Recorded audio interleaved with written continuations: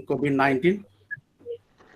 And I will, at the outset, I once again invite one and all, especially to Professor Dr. Amarendra Das, please to join us to this platform, and all other my colleagues too.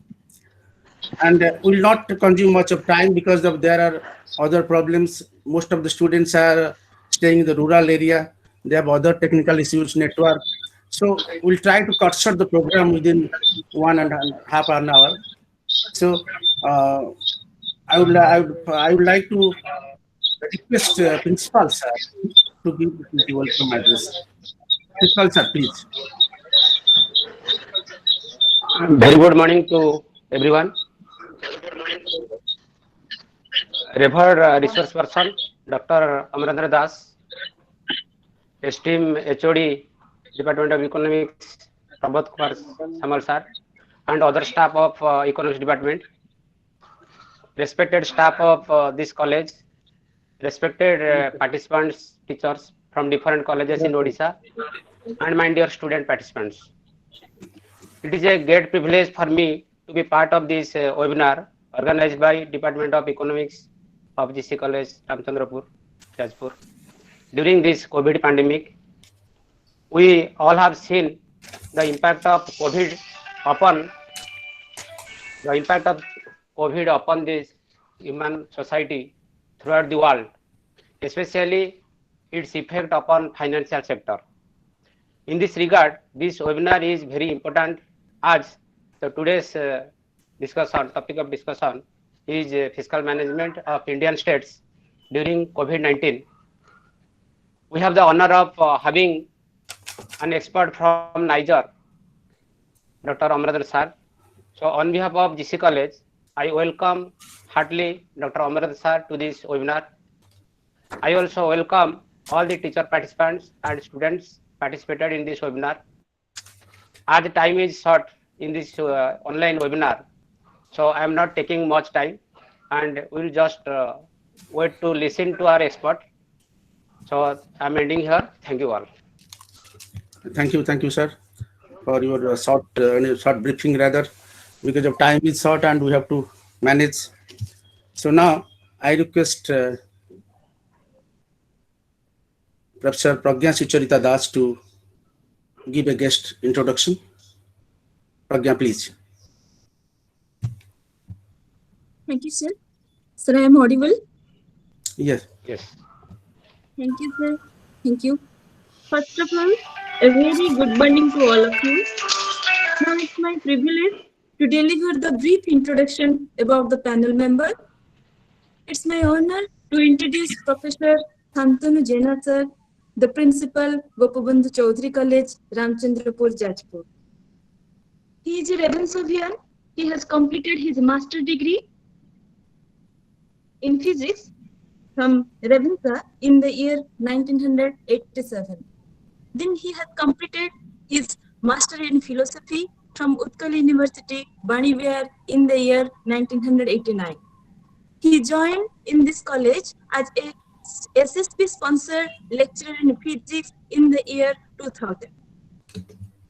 Inside the classroom, he is a conscientious teacher. As a principal, he is a capable administrator.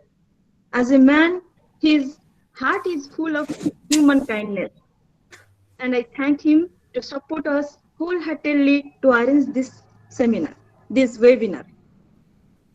Now, it's my privilege, it's my honor, it's my proud that to introduce my favorite teacher, Professor Amarendra Das. I feel immense joy to introduce my favorite teacher in this platform. I would like to express my deep sense of gratitude for Professor Das to accept the request of his old student. Sir, I am always grateful to you. I am very lucky to introduce a wonderful teacher like you who is a ocean of knowledge and wisdom. Dr. Amarendra Das is presently working as Associate Professor in School of Humanities and Social Sciences, National Institute of Science, Education and Research, popularly known as Niger. Previously, Professor Das was working as assistant professor in Department of Analytical and Applied Economics, Utkal University, Banibihar, Bhubaneswar.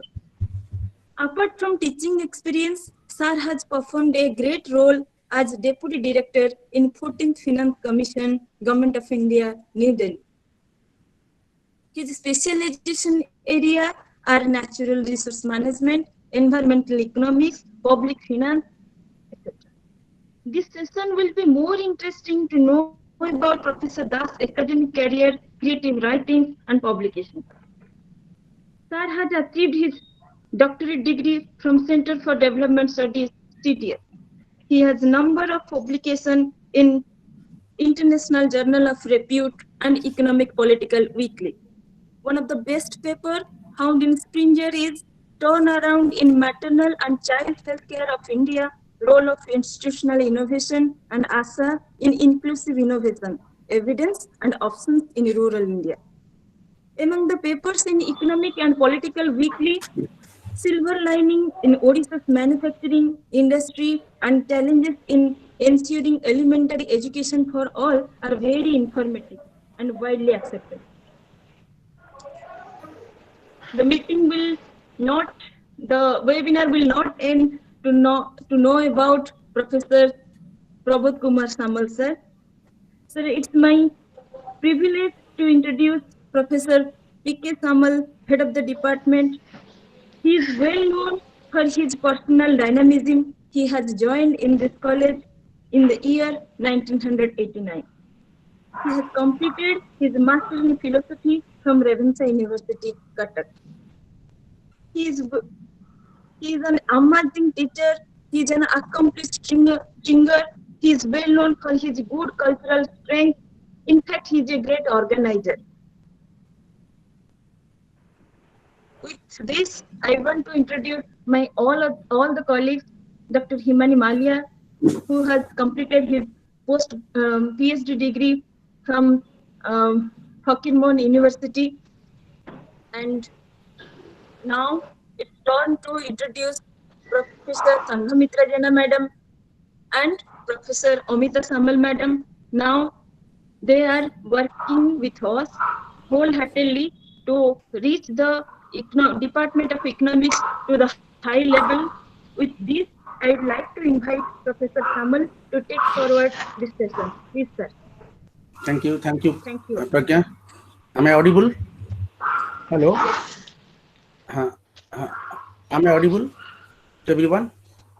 Yes. Uh, Yes. Thank you, Pragya, for a nice introduction of our guest and others. So, friends, when we take a look at the last year, the preceding year, especially during the last 9 months or so, the message we get is a gloomy one, a very dejected one. Because we can call the recent pandemic as a crisis like never ever. Because even it's greater than the Great Depression of 1930s in intensity and magnitude. So, by most people's calculation, this is a far more disastrous impact. This has got far more worse impact on the economy overall, not only on the Indian economy but also the world scenario. So, and in this during this session, this section will dig into the challenges of COVID-19 management by the states. As you know, uh, popularly we call it Corona. What exactly is COVID-19?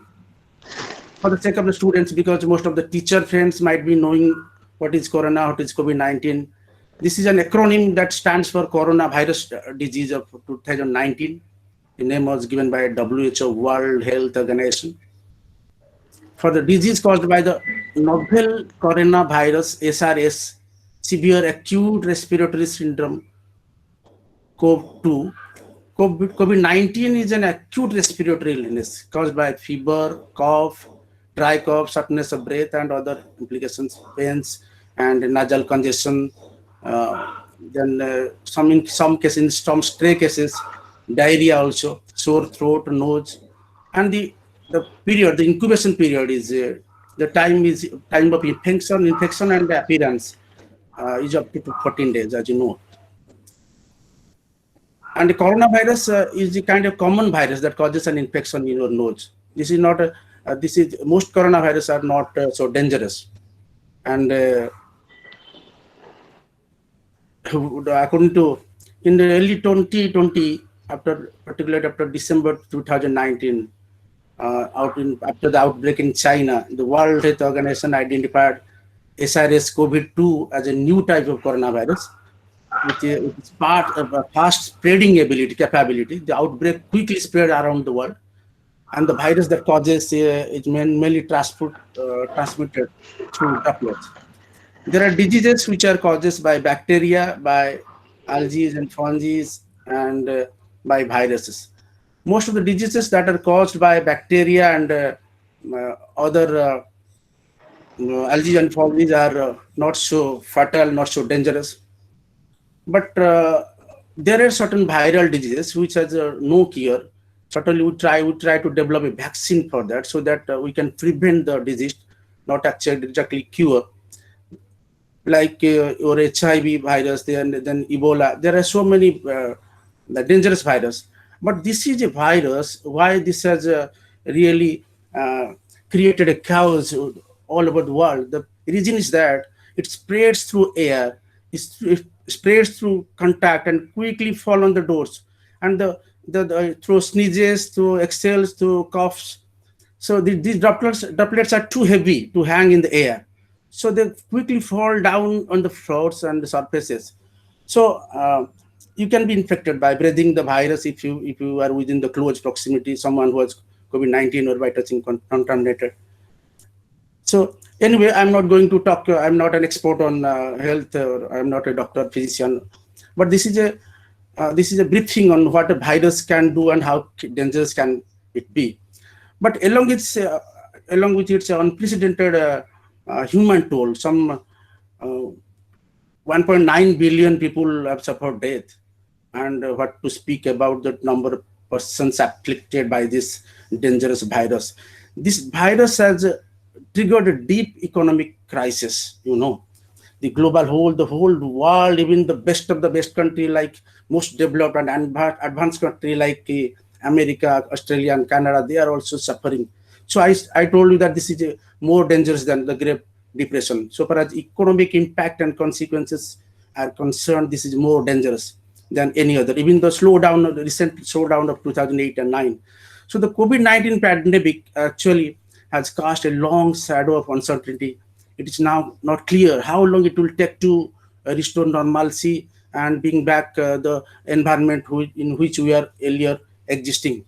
The only things clear at this juncture are the damage to the economy is enormous, and recovery seems to be a distant dream unless and until we have an effective vaccine. Although there are some vaccines, but how did the reason how long it will take to administer vaccines to the common man? There are so many other issues uh, which but in this seminar we'll try to emphasize on the financing aspect, the uh, how long it will go to continue, how the states are able to manage their resources to these are the things. So India is also working on a set of public policy measures to combat this economic impact of coronavirus, and which includes some of the transport to workers, କିଛି ଟଙ୍କା ଦେଇଦେବା informal sector worker clearly public finance at both the central and the state level have been under considerable strain. The budget has a set a deficit. So in this fiscal deficit, my students might be knowing, fiscal deficit is shortfall in the government's income compared with its spending. The government is actually under pressure. Is unable to handle the financial crunch, the financial burden that is being subject to. So there is a deficit. So the government is making more spending than the income. So scenario one, I'll just take another 1 minute or so to wrap up, and so that we'll be able to listen to the main speaker, Professor Amarendra sir. So scenario one is the economy could contract by about 10% the first quarter of the fiscal year 2021, with GDP growth of 1 to 2 present, so to 2% in the fiscal year 21. The livelihoods of 8 million workers, including many who are in the informal workforce, could be affected. In other words, 8 million people could have their ability to subsist and afford basic necessities, basic minimum requirements of life, such as food, housing, clothing, and etc., shelter, etc. Everything is at risk. And with corporate and micro MSME, micro, small, medium, and small enterprise, medium-sized enterprise failure, non-performing assets, non-performing loans in the financial system could rise by 3 to 4% of the loans. So the amount of government spending required to protect and revive households, companies, and lenders would therefore be in the region of 6 lakh crore Indian rupees. So in scenario 2, the economy could contract sharply by around 20% the first quarter of the fiscal year 2021, and with the -2 to -3% of the fiscal year 2021. And in scenario 3, could mean an even deeper economic contraction around 8 to 10% for the fiscal year 2021. This could occur if the virus flares up a few times, because we have recently we heard about the second strain, the second wave is coming. If the situation gets worse, so it may necessitate more than that. Okay, let us hope for the best that the virus, that the vaccine that has come out be successful, so that the common people could be benefited in the process.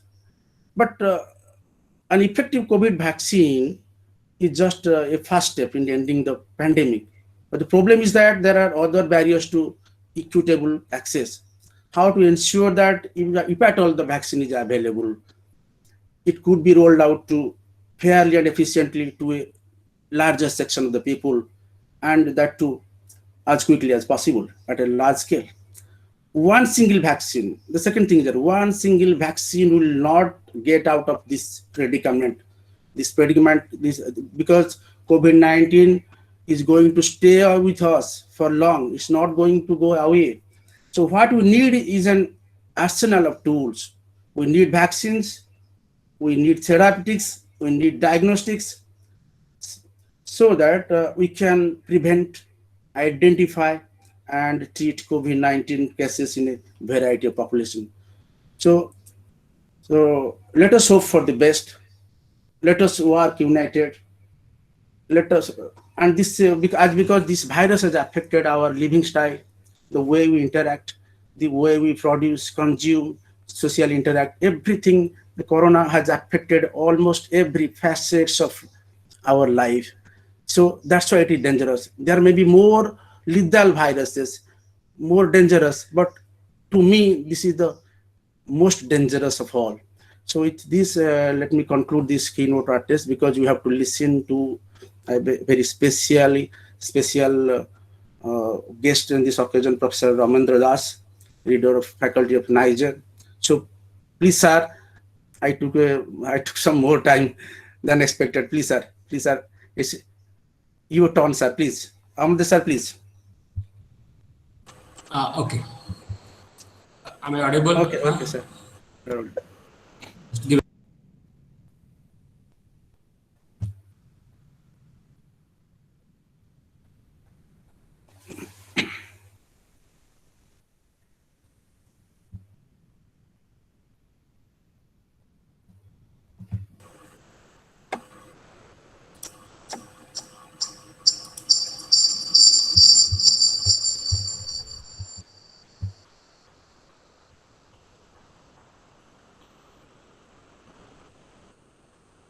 Some technical problems. Okay. Okay. Can you see the full screen now? Yes, sir. Just a minute. Can you see the full screen, Pragya? Yes, sir. Yes, sir. Okay. So I am putting all of you in mute mudra, so that there will be no disturbance in the recording. And but you can all mute at any point of time if you are having any issues. You can always unmute and speak. Okay, so no problem. Okay. So ସମସ୍ତଙ୍କୁ ନମସ୍କାର. Honorable Principal of the college, Professor Santanu Jaina, Head of the Department, Professor P.K. Samal, and my dear student, Professor Pragya Sucharita Das, and then other panelists, other faculty members of the department. You can see Professor Amita Samal, and then Professor Himani Malia, and other faculty members of the college, and the students. So wishing all happy new year. And first of all, I would like to thank my student Pragya for inviting me, and also the principal and head of the department economics for giving me this opportunity to interact with all of you. And it is always a special moment when your own students become teachers and invite you to speak something to their own students. So this is indeed a proud moment. In fact, I always feel happy that no, although I served only 4 or 5 years in Utkal University, in fact, effectively 3.5 years I have worked in Utkal University. But during that time, whomever I have taught, around 40 to 50 students have joined as lecturers in different colleges of Odisha. So that always gives a lot of satisfaction that okay, my students are everywhere in different parts of Odisha. Uh, so many students are working as lecturers, both in government colleges and in aided colleges. So, so with that happy note, I am now getting into the presentation. So we shall be discussing how our Indian states are managing, in fact, the COVID-19 crisis, because okay, since now I am getting into the full screen mode, now I will not be able to see any of you. So if you find any disturbance is happening, you can always stop me and ask. So Pragya, I am giving you that responsibility. So if there is any interruption, Okay, sir. please inform me. Okay. So Okay, sir. we will be discussing how both Government of India and the state governments are managing the fiscal situation. In fact, when the COVID-19 hit India, that time the budget was already presented both for national government as well as for all the state governments. In fact, in Odisha also we had presented a budget that the size was 1,50,000 crore. Similarly, at national level, the government of India had already made the budget presentation. Nobody knew actually that COVID is going to be so dangerous that it will shatter the complete economy and the livelihood of the people. So that's how states are in a serious crisis, and now this is a situation where the demand from the people would be really high because everyone is facing crisis, and so the demand would be very high that no state that the government should do so and so. It should provide employment, it should provide food, and it should provide support to industries. So there will be demand from almost every sector. But the state governments as well as the national governments will not have the money because we all know that Indian economy was almost shut down, okay, because we had a very stringent lockdown. If you compare the lockdown of India with other countries, then it was one of the most stringent lockdown that had happened in the world.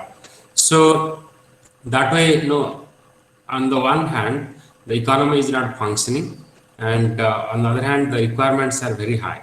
So when the economy is not functioning, revenue generation will be quite low. And again, now we already have got some data from the first quarter of India's GDP, then second quarter, and also the advance estimate that what would be the growth rate for that is actually of course projected, or we can say the advance estimate for the growth rate for 2019, say 2021. And now CSO is saying that for 2020-21, the growth rate will be negative 7.7, or we can say that the GDP, instead of increasing, it will contract. And in simple terms, whatever income that we had generated in the economy last year, the total income of India will fall by approximately 8%. So if we had produced 100 rupees last year, this year we will be producing only, or the income will be only 92 rupees. So that is the situation. Now, if your income falls, basically, if your GDP, the GDP is basically the total output that we produce in a year, fiscal year within the national boundary. So if your GDP falls, then obviously your revenue mobilization will also fall. And in fact, you must be aware of the GST compensation controversy, that how the states were demanding the union government to pay the compensation, and but government of India announced that the COVID-19 is is very unpredictable and this is God's act. So there is always a clause in every kind of agreement that if something goes beyond the control, then the agreements can be always violated. So using that clause, actually, government of India was telling that we are not really bound to pay the compensation to, particularly for the GST compensation. But then the states are quite adamant, and then, and of course, because both states and center both are facing the crisis. So no, so finally, actually, government of India agreed to pay the compensation, of course, in a different mechanism altogether. So basically, this is the crisis actually that the country and both all the state governments are facing. So now, how are the states managing this fiscal policy? Before again we get into that, I will tell you that now we are moving in a different time period altogether, and the time period is that our fiscal policy is a rule-based fiscal policy. Now, as a student of economics or for other common people, know what is this rule-based fiscal policy. In fact, before 2003, Government of India as well as all the state governments had the flexibility of deciding how much money to spend. So sometimes the deficit will go up to say 10% of the GDP or GSTP, and some other time there would be revenue surplus. So that the expenditure or revenue collection that used to be quite erratic, and but Government of India basically brought this legislation in 2003, that is called Fiscal Responsibility and Budget Management Act, so that your fiscal policy will be no more erratic. You have to follow a rule-based fiscal policy. So that implies that all the state governments as well as the Government of India have to achieve zero revenue deficit. That means if you are not able to mobilize enough revenue, then you cannot spend money. Okay? So you have to cut down your expenses. That means basically your salary, pension, and interest payment has to basically be within the limit of the amount of revenue that you are generating, and fiscal deficit should be below 3%. So that implies that the capital expenditure can be actually 3% of the GDP, or that, or in simple terms, we can say that for new projects which will give you long-term benefits, there no government can always borrow, and that will be 3% of the GDP. Similarly, for different states, the borrowing limit was also set. So now states cannot actually have much flexibility. Why this is important to understand? Because during COVID-19, people are demanding too much on the one hand. On the other hand, now state governments are not having enough revenue. So the ideal situation would be that the states should go for larger borrowing. But then that is not probably permissible because there is a FRB, Fiscal Responsibility and Budget Management Act. Of course, first Government of India enacted this in 2003, and in the subsequent years, most of the state governments enacted FRB.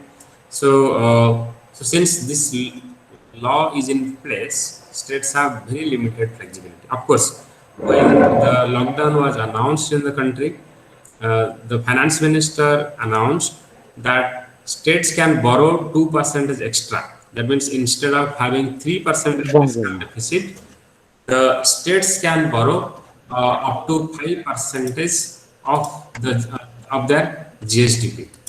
So that was basically permission that was allowed. Actually, the permission was given to the state governments that you can also borrow a little more because this is a very unpredictable situation, and so a payment can be actually relaxed by 2%. But no, we'll see actually what really has happened during this pandemic. Now, this is the budget of India, government of India, and I told that the budget was already presented before the pandemic, seriously hit Indian economy. And so, if you look at the budget, this is the original budget. The total expenditure that government of India had announced was 30 lakh crore. Okay, and this is the number actually I am saying if you can see the cursor. And out of this, government of India had planned to mobilize revenue of 20 lakh crore, and then borrowing would be about 10 lakh crore. So that's how 30 lakh crore would be spent in the Indian economy. And government of India had already revenue deficit of 2.7%, or you can say 3%, and then fiscal deficit of 3.5%. So that was the situation of government of India before the pandemic. But what happened actually when the pandemic hit Indian economy? Now we see that the GST collection has fallen significantly. Okay, and the center's portion of GST collection in the first half of the year was basically 2,26,000 crore, which was basically almost 20% less than that we had got in the previous year. So GST collection basically has fallen. In fact, if again for your information, like how government of India mobilizes money, basically it imposes income tax both on the individuals and on the corporates. Then it collects basically custom duty on the export and import of the goods. Then it imposes a tax on the production that is called union excise, and then we impose GST basically. Of course, union excise is imposed in the form of GST, goods and services tax. And then there would be other minor sources, basically non-tax revenues, and then it can borrow. Non-tax revenue would be like you can sell resources like spectrum, okay, and similarly you can collect some fees, okay, and the interest payments. All those things will come under the. So the major source of revenue would be individual income tax, corporate income tax, and the GST. So now when COVID-19 has hit and then there was a lockdown, we see that government had budgeted basically 24.2 lakh crore gross tax collection in the current fiscal year. So if you see, in fact, from October onwards, the revenue collection has gone up a little bit. In fact, it increased up to 1 lakh crore per month. So even if that trend continues, in fact, October, November, December, we have seen a healthy rise in the revenue collection. But even if that happens, government will never be able to raise that 20 lakh crore that it had actually planned for. So, and GDP again would contract by almost 8%. Some people say that it will be double digit also. So if you also assume that the revenue buoyancy, basically the buoyancy is that when the GDP increases by 1%, at what rate your revenue collection is increasing, and that is usually about 1.1% or 1.2. So if that means if GDP contracts by 8%, the revenue would contract more than actually 8%. So that means it would be something around 10% or so. So the revenue actually will not be able to mobilize the targeted, that is 20 lakh crore. Government of India will never be able to do that. And if you see different segments like corporate income tax and the income tax, so these are basically the actual figures that we see. That means during in 2019-20, how much we had collected, and during basically this is in the past 6 months, and the white lines actually show that this year we have collected the revenue in the past 6 months, and the black lines actually show, or the gray line shows the revenue collection in the last year. So everywhere you see that the revenue collection is actually somewhere 12% less. Customs collection is 43% less. Excise duty is of course a little higher this year. GST collection is about 20% less, and then direct taxes has fallen by almost 31 percentage, income tax 21 percentage. So like this, you see that revenue has fallen during the period April to September. Now, coming to the GST collection, this is basically the monthly GST collection in the current fiscal year and in the comparable last year. That means you can see the yellow lines are basically the GST collection in the present fiscal year from April to November, and then the gray lines, the gray bars are the revenue collection for the previous year. And you see that in the April, May, June, July, August, till August, we see that the revenue collection was much below, and in the first 2 months, it was almost 50 percentage. But from September onwards, we see that the revenue collection has increased compared to the last year. I think there is some noise coming. Let me.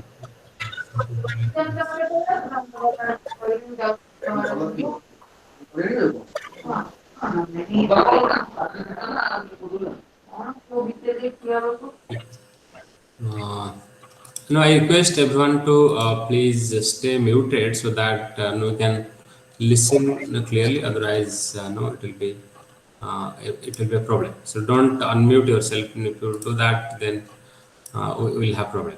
Okay.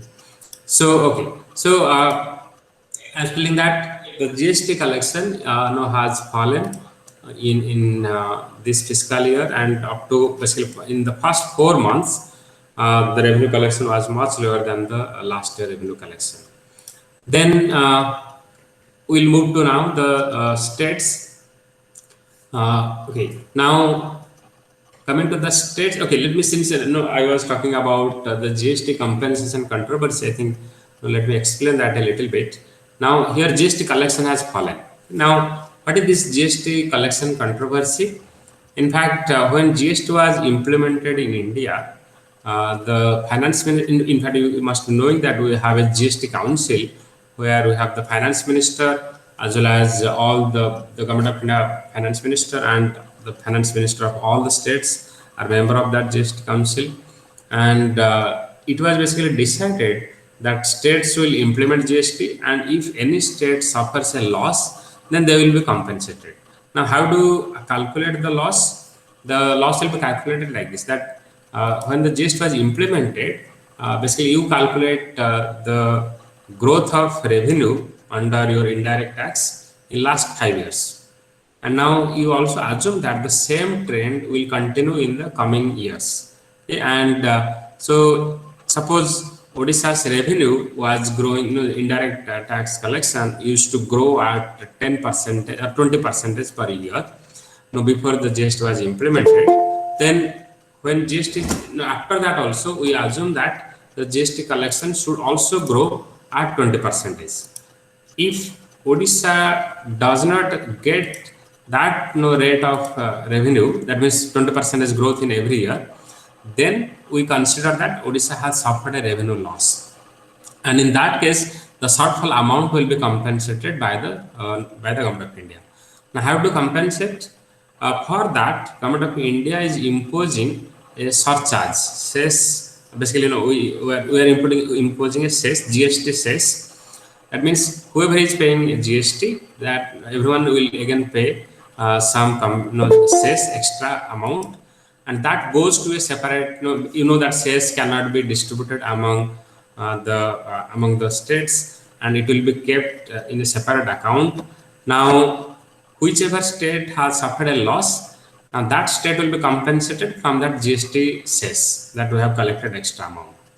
So the particular situation that has happened is as follows.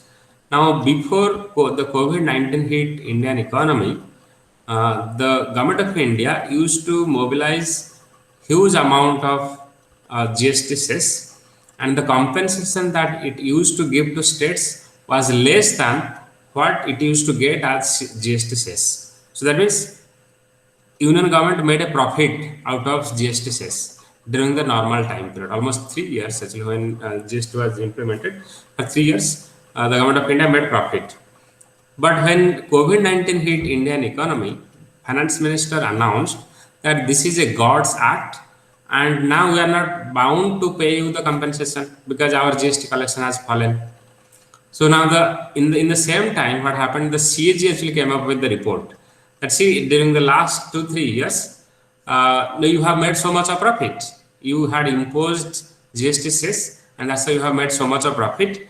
So that actually gave strong reasons to the state governments that if you had accumulated profit actually during the non-COVID period, then why, who, and how are you telling that no, this is God's act and I will not pay compensation to us? So you are bound to pay us compensation. Okay, because in all state finance minister actually basically were adamant, and should be also, because if you see the revenue mobilization ability, then maximum elastic revenue sources are available with the government of India. So if government of India does not pay the compensation, then the state governments will be in a very bad situation. So then government of India said that okay, you can go to RBI and you can borrow the money, and then we will not treat that as your capital deficit. That will not be considered in the fiscal deficit of that 5% fiscal deficit. No, so you don't worry, you just borrow. Then again, states were adamant that why should we borrow? Ideally, the government of India should compensate the states. So government of India should borrow and give the money to the states. Okay, and so finally, there was in fact 2 3 rounds of meeting between the union finance minister and the state finance ministers in Delhi. And finally, government of India agreed that okay, we will borrow and give you the loan. Okay, and so that is now happening. Government of India is borrowing from the Reserve Bank and it is giving to the state governments. But of course, yesterday, in fact, now government of Odisha finance minister had a pre-budget consultation, and then there actually we were discussing that in spite of all that, both actually the revenue flow from center to states and the GST compensation, they both have actually fallen. So the coming year is not going to be a normal year also. Forget about the present fiscal year, that is 2020-21, because now government of India and state governments are preparing for the next budget, that is 2021-22, because that budget will be presented in the month of February. So the present fiscal year and the next fiscal year are not actually going to be the normal fiscal years. Okay, so that is basically the implication of the GST compensation. When the GST collection falls, that's how both the state economies and national economies are going to be impacted. In fact, if you want to again get a number like how much revenue, now what will be the loss of the states, then states were basically our Odisha government was telling that the revenue flow from center to states will fall between 15 to 20%. Okay, and similarly, the GST compensation will also be less. So overall, there will be about 20% revenue loss. That is there compared to the previous year. So that is the situation of the government of India. Now coming to the state finances, if you see the state's revenue receipts, okay, again, if you will be interested to know the number, like I told you that government of India presented a budget that the number was 30 lakh crore, and Odisha government had presented a budget 1.5 lakh crore. Similarly, all other states had presented a budget. Now, combinedly, if you combine all the state budgets, that amount would be roughly 40 lakh crore. So, all states together have a bigger budget size than the government of India alone. And now we'll see actually how the budgets of the finance of all the states have been impacted. Now, coming to the revenue receipt, these diagrams are basically the revenue receipt for 3 years, 2018-19, 19-20, and 2021, for the time period April, May, and June. Okay, for past 3 months, I just want to see how the revenue collection was impacted. So in the past 3 months, in 2018-19, government used to mobilize about 21% revenue. And in last year, that is 2019-20, all state governments combined together had mobilized about 17.4% revenue.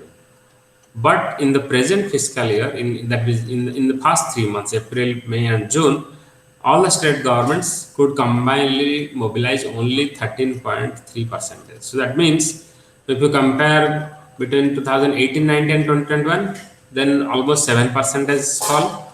But if you compare the last year and this year, also there is almost 4% is fall in the revenue collection. And then yeah, so in the right hand side diagram we also see that the revenue collection fall is about 21 percentage. So growth is basically negative, and red color 21 percentage fall in the revenue collection. And these dots actually are basically showing that the black dots, that what was the revenue receipt growth rate in the last year. So they are all in positive quadrant, all the black dots. But this year almost all states are now experiencing a negative, and because that's how maximum red dots are in the negative domain. That means revenue, there is a significant revenue fall in all the states. Only a very few states, like one to how many, four states actually have seen a revenue growth, and those are insignificant. Maximum states have suffered a revenue loss in the past 3 months of the present fiscal year. And to compensate this revenue loss, different state governments also took different measures. Now, such measures are that many state governments, in fact, increased the prices of the petrol and diesel, and they also increased the prices of the alcohol. Okay? And thinking that the state people will contribute, and but that really did not help. But let us see actually how many states actually increased and how much they increased. So we see that three states increased petrol prices between 60 paise to 1 rupee. 8 states increased petrol diesel prices between 1 to 2 rupees. Another 8 states increased the petrol prices by 2 to 5 rupees. 3 states increased 5 to 10 rupees. And then coming to the alcohol prices, 19 states increased the alcohol prices by 10 to 30 percentage. 2 states increased alcohol prices by 30 to 50 percentage. 3 states increased alcohol prices by 50 to 100 percentage, and one state increased even more than 100 percentage. Okay, so that means many state governments thought that they will be able to mobilize revenue from alcohol and petrol and diesel, but that really did not help much. Why? Because see, it was all lockdown. People were not traveling. So who is going to buy petrol and diesel? So that did not help. Coming to alcohol, again, alcohol shops were closed, and then even if it is open, in fact, if you remember the Odisha's case also, when the temples were closed, when the shops were closed, government first actually opened the alcohol shops, okay, thinking that people will show their patriotism by drinking alcohol. Patriotism, I'm saying, because if they drink alcohol, then they will contribute basically tax to the government exchequer. So many people think that even if people drink alcohol, they are more patriots because they are they are basically contributing revenue to the state exchequer. But that also did not really help, okay, because many people suffered income loss, many people lost job. So then who is going to drink alcohol if you do not have income? So that really did not help. So this is actually how the states have benefited, you can see. So states revenue gain due to increase in the price of petrol and diesel is basically as follows. So you will see that the revenue growth due to rise in the petrol and diesel prices are basically less than even 0.35 percentage. So most of the states have gained only 0.20 or even below. So maximum states have got revenue like growth 0.05% or 0.10%. So it is very, very insignificant. And for Odisha, if you see, the revenue gain due to increase in the price of petrol and diesel was 0.15%. So it is very, very low. So that was revenue collection side. Sir, Uh, sir, please share the screen. Sir, we are at oh, 7 number slide. Yes, sir. you cannot see the slide? Yes, sir. Now it is. Okay. Sir, now it is visible. But Okay. yes, sir. So I think there was a problem when I made the now is it visible full screen? Yes, sir. No, no. Okay. Half of the screen is visible. Okay, so then let me keep it so like this. Okay, now it is visible. Yes, sir. Okay, so coming now, we'll go to the revenue expenditure side. Now, come in the expenditure side, we would expect that no that again here it is a very tricky situation. Now, when people have suffered income loss and their livelihood is at threat at stake, people would demand that state government should give more and more compensation in various ways. They would provide livelihood support and in economics actually if you follow the Keynesian principle, uh, if your total expenditure goes down, then the economy will get into a recession phase because the aggregate demand will fall short of the aggregate supply. So to keep the and in aggregate demand component, you can see that there is a consumption expenditure and there is investment expenditure. Now again, that can be decomposed further into private consumption and government consumption. Similarly, private investment and government investment. Now, in the private segment, both the consumption expenditure and investment expenditure will fall significantly because demand has gone down. So, private companies will not do any new investment. So, overall expenditure will go down. So, only way you can keep your expenditure or demand high is that government should spend more and more money.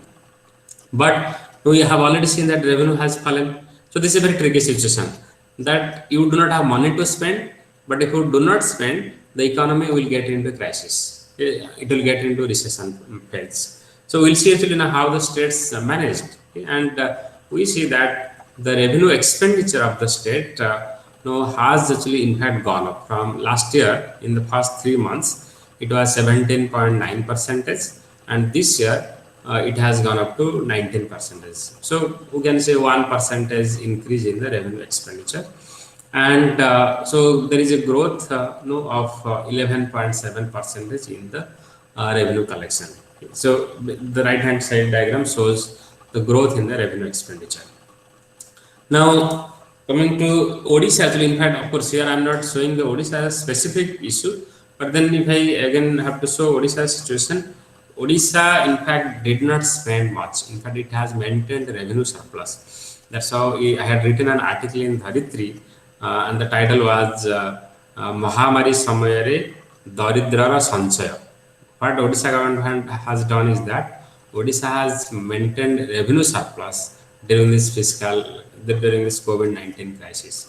So basically, I had criticized that government of Odisha ideally should have spent more money instead of keeping the revenue surplus. Okay, okay. So now coming to the expenditure rationalization measures, many states actually took different measures. Like some states deferred the payment of the salary, wage, and bills. In fact, government of Odisha also did like that. It did not renew the contract of many contractual employees. It was more than 1 lakh contractual employees. Their contract was terminated. Similarly, DA was freezed. DNS allowance was not given. In fact, I have also known that many block grant colleges, now block grant concept is not being used, but then the former block grant colleges, actually teachers were not given salary on regular basis. They got the salary once in 2 months. Okay, so that's how many states actually have taken different measures: suspension of encashment facilities of EL, and then rationalization of the travel and vehicle expenses, establishment and other expenses. In fact, getting an answer like why the government of Odisha could not spend much money, I had an interaction with the Joint Secretary of Finance, and then he was telling, in fact, if you see the fall in the revenue expenditure, this was maximum in the social sector. That includes health and education. Of course, in health sector, some amount has been spent because new COVID hospitals are opened, and then masks and PPE kits are bought. But then in education sector, there was a serious contraction in the expenditure, and the reason was that, as they were telling, that no government could not say, suppose school children would have got cycles, they would have got uniforms, okay, and similarly new construction would have happened. Now all that has stopped. So the expenditure in the social sector in Odisha also fell significantly. Now coming to the borrowing, if states are not spending, and then suppose their expenditure has gone up and their revenue has fallen, so ideally they have to go for borrowing. This is actually the combined situation. I'm not talking about Odisha alone. Now altogether we see that no, but definitely the borrowing amount actually has gone up, but compared to last year it is not very significant. This is actually the aggregate borrowing, but no, it will be clear actually when we see the state wise actually borrowing. Okay, in the diagram, bar diagram, it will be much better. So all states together quarterly borrowing, and this first quarter borrowing April to September. So the last bar you see is basically for the present year borrowing. That is 2% of the GDP actually we see, and it is less than what was borrowed in 2019-20 quarter four. So that means it is not a very significant rise in the borrowing. That's no states suffered a loss in the revenue collection, and ideally states should have borrowed more, but they have not done that. And you can always link it with the rule-based fiscal policy that I have told. Since now most of the state governments are following the fiscal responsibility and budget management principles, every state is quite afraid of borrowing. So the borrowing has not really gone up very significantly. Now, if you see the state-wise borrowing during the period April to September, basically this is the scenario that here we see three colors. So the green color is for the present year, and red color is for the last year, and blue color is for 2018-19. Now, ideally, all the green lines for all states should have been significantly higher than the red line and blue line for all states. But what do you see? No, green lines are definitely bigger compared to other colors. But look at the states. Now, okay, for Andhra Pradesh, it is higher. For Maharashtra, it is higher. For Karnataka, it is much larger. For Sikkim, for Punjab. So, what do you understand from this is that the rich states have only borrowed more, and the poor states have not borrowed. Look at Odisha. Now, Odisha's green line is in fact smaller than the red line and the blue line. That means Odisha has borrowed much less during the first quarter of this fiscal year compared to the last year and the previous year. So it implies that government of Odisha has not actually spent money during this COVID-19 crisis. Okay? And in fact, that's the appropriate title that I told that if a miser actually tells, or if a poor person tells that I am dieting, people would laugh. Okay? In fact, sometimes actually the Chief Minister of Odisha had posted a tweet and also a Facebook post that people are praising Odisha's fiscal management during this COVID-19 crisis. But I am very much critical of this because during this crisis, ideally the state should spend more. Okay? Because government finance is different from the private finance. Government should actually spend more and more money. So from this diagram is in fact the core diagram that only the rich states have borrowed, they have spent more, but the poor state actually have maintained surplus, or actually you can say that they have not actually borrowed, which is not a very good fiscal policy or good fiscal management. Now, if you look at the total borrowing liability, some people will be saying that okay, if you have already actually huge amount of borrowing, then you cannot actually borrow more. Now look at Odisha. Actually, our borrowing limit, our borrowing is much less than what we can borrow. In fact, this number is given by RBI, and this is as per the budget estimate, and that Odisha's borrowing is total liability is 23%. In fact, what is this total liability, outstanding liability? This includes both the borrowing and the guarantees that state governments give. What is that guarantee? That when you are inviting any private participant to do investment in any sector, they are not very sure whether they will make profit or not. So, for example, look at the power sector. Now, in power sector of Odisha, we have done the privatization. There, you have called the Tata actually to do the distribution. Now, Tata is not very sure whether they will make profit or not. So in that case, private investment may not come to the power sector. So in that case, government will give a guarantee to the Tatas that okay, you come and invest. If you are not able to make profit or if we suffer a loss, then we will give you minimum no profit. Okay, so that is called guarantee. Okay, and so that will also be added to your outstanding liability. So it's not your own borrowing alone, borrowing plus the guarantees that you give. So that will be basically counted in the total outstanding liability. So that is actually coming within 23%. But if you look at the Finance Commission recommendations, then the Finance Commission has allowed all, in fact, particularly Odisha, to borrow 25% of the Odisha's GSTP. So that way, our only borrowing, and that does not include the guarantee. So our borrowing is below 20% of Odisha's GSDP. That means we can still borrow 6 to 7% without any problem. But Odisha government is not actually in a mood to borrow. Similarly, many poor states, other poor states, you can see these numbers, that poor states have maintained actually fiscal austerity measures. They have taken austerity measures, but on the other hand, the rich states have actually borrowed more and more.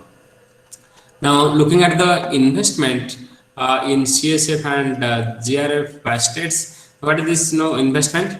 In fact, many state governments maintained surplus during and before COVID-19, including Odisha. When you have some cash balance, what do you do? Basically, the state government will put that money with the Reserve Bank, and so you can see that many states, actually, in fact, poor states actually have saved quite a lot in the Reserve Bank. And look at Odisha. Odisha has deposited. This is actually in crore, 11 crore with the Reserve Bank of India, and other state only is that Arunachal Pradesh. So maximum investment has been done by Odisha, Nagaland, and Arunachal Pradesh. So poor states do not put money in Reserve Bank, but the rich states do not put money in Reserve Bank, but the poor states are actually putting more money in the Reserve Bank. So the ultimate message is that states are not willing to spend. And the right hand side diagram, the debt and interest burden, you can see that from 2001 to onwards, you can see the both orange line and blue line, they have all significantly fallen. Interest burden has fallen, and the debt burden has fallen.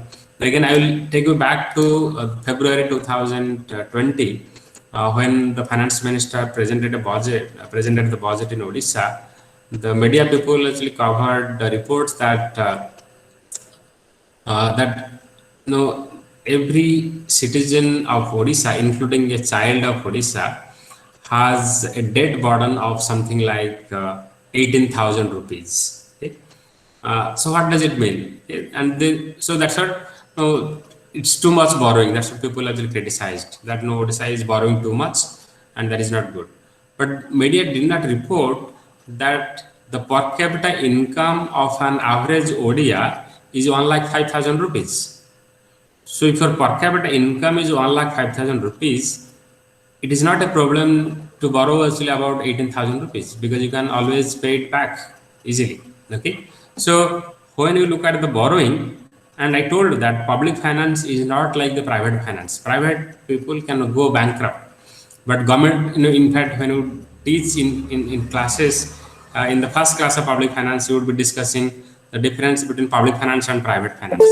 So there we say that the public finance, basically the government never goes bankrupt. No, it can go bankrupt, like the Greece government went bankrupt. But Odisha or in India, actually, any state has no state actually has gone bankrupt. So when you say bankrupt, that means that you are not in a position to pay the interest on the borrowing that you have done. Okay. So as long as you are able to do the debt servicing, you are not going to go bankrupt.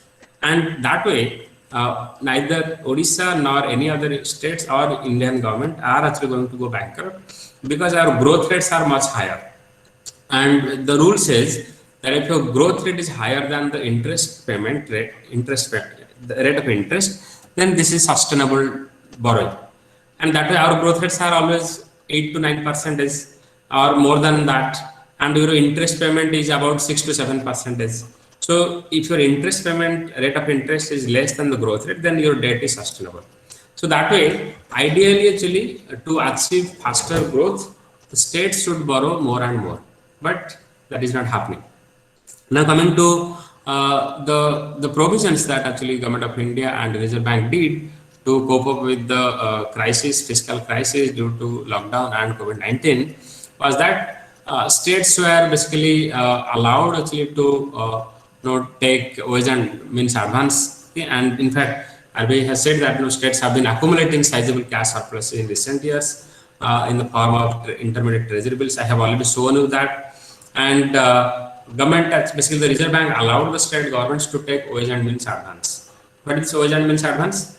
In fact, Odisha government or most of the state governments used to take this wage and means advance during 2000, early 2000 or before 2000. That means state government was not having sufficient money to pay the salary or to do the revenue expenditure. So what you do is that you go to Reserve Bank and ask that okay, you give us money, and as long as when we get revenue, we'll pay you back immediately. But now, in fact, if you see the budget of all the states, not a single state is resorting to the wage and means advance because they are in a comfortable revenue position, and not that they are having enough revenue. How they are managing is that they are not spending money. So there is large number of vacancies in different schools, colleges, hospitals, and in different government departments. And you'll see also in Tahsildar offices, one Tahsildar will be in charge of 3 Tahsils. Similarly, principals in many colleges, formal principals are not available. Many people are only in principal in charge. Many vacancies are there. So that's how most of the states have cut down the expenditure, and they are not resorting to the wage and means advance. But Reserve Bank said that okay, you can take this money now. Now there is a crisis situation, so you can use this facility. But we see that some states will only have done use this wage and means advance. I think Odisha also has not used this wage and means advance. So in fact, this amount was also increased to, by 30%. So there is a limit that how much states can borrow together. That was 32,225 crore for all states. But that amount was increased by 30%, and then it was further increased to 60%, and the deadline was also given extended up to 31st March 2021. And similar overdraft facility has been increased, and the date was extended to 31st March 2021. So we see that out of all states, only 16 states have availed this special drawing facility, and 13 states have resorted to wage and means advance, and 10 states have availed this. So only 10 states actually have availed this wage and means advance. No, 10 states have availed OD, overdraft. Sorry, this has come to the second line. Okay, so 10 states have availed overdraft, and 13 states have availed wage and means advance, and these are mostly these states they have availed. And then coming to the fiscal position at the end of the second quarter in 2021. So these are the numbers for all the states. You can see the red lines are the revenue receipts for the present fiscal year, and the blue lines are the revenue receipts collected in the last year for different states. Now, what you see, of course, for almost all states, actually, we see that revenue receipt has fallen short. Of course, there are exceptions. Look at Madhya Pradesh. Madhya Pradesh has seen a growth in the revenue collection this year. Similarly, Andhra Pradesh has also seen a revenue growth. Okay, so it's not that all states actually have suffered a loss. In fact, this will also give you some other idea that now how our revenue collections are not linked to our income growth. Now, why this happens? That even if your GSDP has fallen, your revenue has not fallen that much. So the implication would be that very few people in this state or in this country pay tax. It is only the salaried class, people who pay the tax honestly. And since our economy, large part of the economy is informal in nature, government is not able to get revenue from most part of the economy. So that is why even if now GDP has fallen, the growth collection has not actually fallen because of this. That many people do not pay. So whether it is COVID or non-COVID doesn't matter. Okay? Revenue collection does not show a sharp fall. Now coming to the tax revenue, again similar trend we get. Maximum states have seen a fall in the tax collection, except Madhya Pradesh, and only Madhya Pradesh actually has shown a rise in the revenue tax collection. Now, share of state in the union taxes, I was telling that initially the revenue flow from center to state had fallen by 7%, but now it has increased to almost 15 to 20%. But still, again, Madhya Pradesh has got a higher transfer from center to the state. I don't know, it could be no, due to the same party ruling the government now, at least, because just before COVID-19, you know that the BJP again came back to the power. So that could be probably the reason. No, you see that no maximum revenue has flown actually to Madhya Pradesh. So that is the only state which has seen a rise in the flow of revenue from center to the state. Otherwise, all states have suffered a loss in the revenue, including Odisha. Then Grand Senate, you see that Kerala actually has got a higher compensation, Grand Senate contribution from the center, and Gujarat also has got, and then Uttarakhand also. But all of the states, for Odisha also, you see that there is a fall in the Grand Senate that is coming from the center. Now, borrowing and liabilities, this is again very important one. Now, see which state has borrowed actually this year. Now, the red lines are basically the borrowing in the present year. Odisha's the borrowing in 2020-21 is less than what it had borrowed last year. That means Odisha is not spending money, and we have not really entered into a fiscal crisis at all. And look at many other states like rich states, Kerala and Karnataka, Andhra Pradesh, Telangana, Rajasthan. Of course, Rajasthan is not a very rich state. Gujarat, they have actually borrowed more, okay, than actually the last year. So this is the total revenue receipt, total receipt, both revenue as well as capital.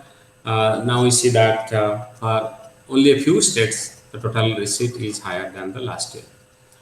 And the revenue expenditure, ideally the expenditure should have increased substantially, but it is not the case for maximum states, and particularly for the poor states, the revenue expenditure has fallen significantly. So the Keynesian policy has not really worked here. Our states have not adopted a Keynesian policy intervention. So most of the states have reduced the expenditure. Only states like Kerala, Karnataka, Andhra Pradesh, and Rajasthan and Madhya Pradesh, they have increased the expenditure. And poor states like you see Uttar Pradesh, Jharkhand, Odisha, they have substantially reduced the revenue expenditure. Capital expenditure again, ideally, of course, capital expenditure, many people will say that no, ideally states will not do much capital expenditure, and that has happened. So the problem, ideally the maximum dissatisfaction will be in the revenue expenditure, which has fallen significantly. And capital expenditure, Karnataka has increased the capital expenditure substantially. Total expenditure, similar trend we get here. Now to conclude, what we see is that revenue collection has fallen for across all states, and borrowing has also fallen in most of the states. However, we see that the rich states have borrowed more and poor states have borrowed less. So the fiscal austerity measure that we see basically is done by the poor, and however the rich states are basically spending more. So this is actually basically not a healthy fiscal management. So in fact, why actually this will have a problem that like if you remember, in fact at the outset, the head of the department, Professor Prabal Samal was telling that this crisis would be just like the Great Depression, although it will not be actually that severe. No, only that the difference would be that here this would be only just for 1 year, and because from the next year we will come back to the normal track. But during Great Depression, the slowdown had continued for quite long time, and the reason is that during the Great Depression, people did not know what is the corrective measure, which measure should be adopted, and that's why the Keynes actually becomes the hero during that time. But now we know actually what is the policy intervention that we should do. but knowingly, as many states are not adopting any expansionary fiscal policy. So that is not actually a healthy thing. In fact, that may affect the growth rate in the coming fiscal year also, and that may take the recovery time quite longer, and you might be knowing that it affected the unemployment of the people. So yeah, so we'd say that states actually, many states, particularly the poor states, actually have not actually done enough for their duty. So this I conclude. Thank you so much. Thank you for your present hearing.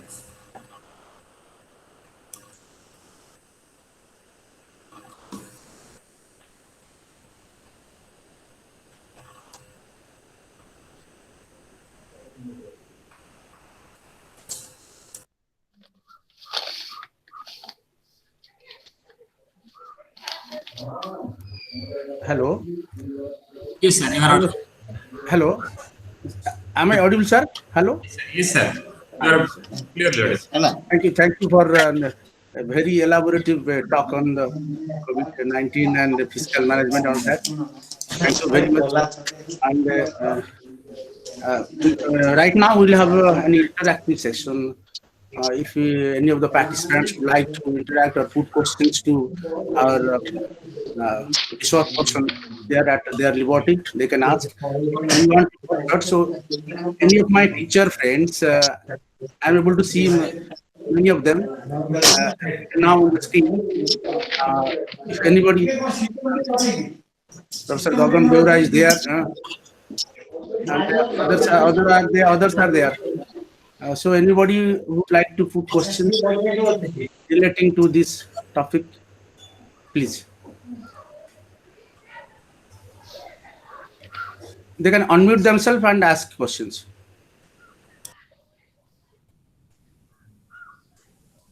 Hello, hello. Am I audible? Hello, Yes, sir. You are audible.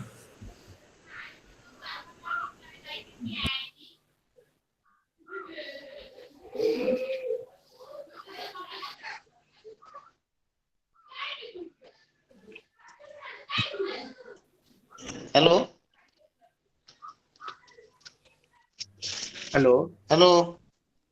hello, hello. हाँ हाँ हाँ Prabhas Prabhas please Prabhas हाँ continue please Sir, हाँ one more Prabhas question. Sir, हाँ hello. हाँ हाँ continue please. Sir, as the fiscal management system of India during the COVID-19 is concerned, so I would like to uh, draw a question to you that how depression of Odisha economy can be corrected through fiscal management system, and what are the steps to be taken by the Odisha government in order to avoid this?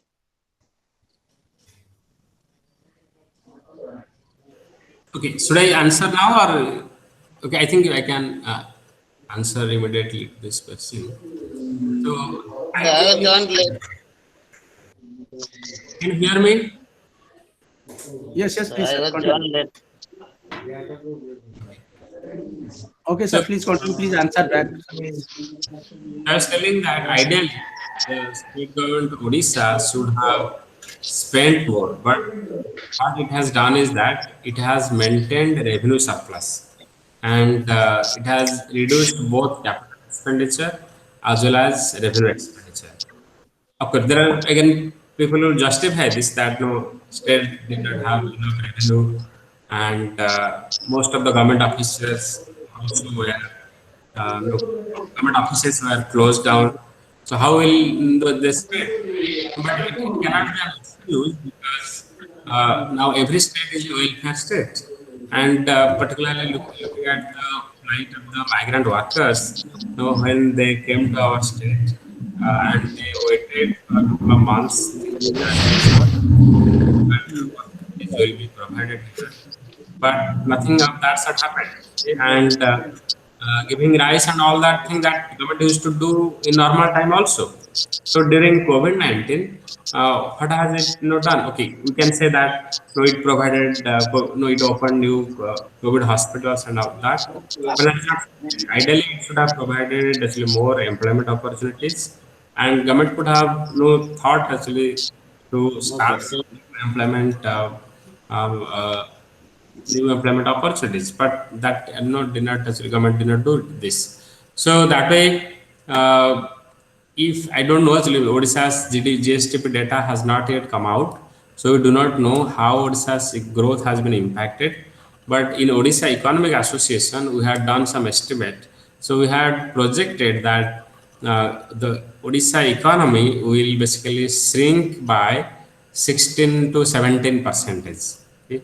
And I think the number would be almost actually close to reality, because if you look at India's GDP trend, then in the first quarter, the output had fallen by almost 22 percentage. In the second quarter, more than 10 percentage. So now we see that CSO has forecasted that GDP will fall by around 8 percentage. So that way, I feel that Odisha's economy will also be impacted severely. But one good, in fact, okay, also you should know that Odisha could actually manage the fiscal situation in a much better position way, because it had a lot of savings in different accounts. And one is that it had a lot of money in the Reserve Bank under two different accounts, that is called Debt Redemption Fund and Guarantee Redemption Fund. So it had something like 15,000 crore in those two accounts. Then we have district mineral funds. Then we have Campa Fund. Campa Fund is basically Compensatory Appropriation and Management Act, Management Authority, Campa. Then we had Odisha Mineral Bearing Area Development Fund. So if you all this money together, then the money would be something like 40,000 crore. That is a saving the state government has. And our budget is 1,50,000 crore. So that means we have a huge amount of surplus. And Odisha could have borrowed actually more money from the Campa Fund or Odisha Mineral Bearing Area Development Fund or District Mineral Fund. But Odisha has not done that, because it simply did not spend the money. In fact, it also had a lot of surpluses in different departments, say education department, health department. Every department is allocated some money every year, and so the department will spend the money, but then every year they are not able to spend the money. So the money used to be parked in the account of that particular department. And so during this crisis time, the finance department has brought back all those surplus money that was basically lying with different departments. So that way, Odisha has not done enough actually, I would say. Any more question? Anybody having any more question? And students or sir, any of the teachers, please. I'm not able to see all of them on my screen. Uh, can you thank you, Prabhas, for asking such a relevant question to the topic, sir? Sir, in your talk, you mentioned that Odisha is overburdened with actually debt. So how can we afford more debts, more loans, and manage the situation? Whenever I told that the Great Depression of 1930 is less disastrous, my No, my point of view is that, sir, please. My point of view is that Great Depression of 1930 was confined to Western states, Western countries only, and few countries where the totally different, because there is the production is more. There are more capitalists who can produce more. Buyers are not there. Consuming side is bad. But in our case, in this case, COVID-19 has affected almost all the countries. So it may be it may require massive economic stimulus and effort to get rid of this situation or to get out of this predicament. That was my opinion. Sir, your view is very vital, very important, and it was very illuminating. You talk. Anybody else, please. Otherwise, we are going to wrap up. And Anybody else, sir? Anybody, please? Okay, coming to, no, I think you misunderstood the point. I was telling that Odisha's borrowing is very less. The Odisha has not borrowed enough. So it could have actually borrowed more to replace the increase, but that has not happened. Sir, thank you. Uh, Anybody else? Okay, sir. I think there are no more questions. Let me take it for granted that there are no questions. There are no more questions. So let me request Dr. Amita Samar, lecturer in economics of my department, to offer a vote of thanks. Amita Samar, please. Am I audible, Amita? Yes, sir. Yes, sir. Please continue with the vote of Yes, sir. thanks. Good afternoon to all. Thank you, sir, for giving me a chance to deliver vote of thanks. Honorable Principal, sir, respected Speaker, and all the dignitaries present over here. We all are very much happy by listening to listen and discuss about the topic. We find the topic is very useful in this contemporary period. It has its wide application and educative impact for the students as well as for the teachers. Thank you, Professor Amarendra Das, sir, for giving us your valuable time and sharing your knowledge with us. Thank you, Professor Shantanu Jena, sir, for spending time with us. Thank you, Convener Prabodh Kumar, sir, for your organizing skill to arrange such a webinar. And thank you, co-convener Pragyan Sucharita, madam, for your dedication to arrange this webinar. Thank you, Himan Malia, madam, for fixing time of the webinar. Thank you, all the teachers present over here. Thank you, students, for your participation. Thank you, dear all. Thank you. Okay, sir. Thanks, everybody. Thank you, Principal, sir. Thank you, all the participants, all the other dignitaries. I'm not able to see all of them in the screen. Once again, I thank everybody, and let us hope that this year promises to be good, infinitely good, because the last year was a year of suffering and depression. So let us pray before the Almighty that everything would be good for us. And let me call it a day. Okay, sir. Thank you. Thank you, everybody. Thank you, sir.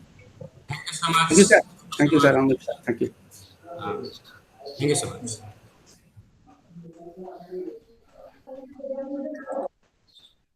Thank you, sir. Thank you, sir. I shall share the recording version.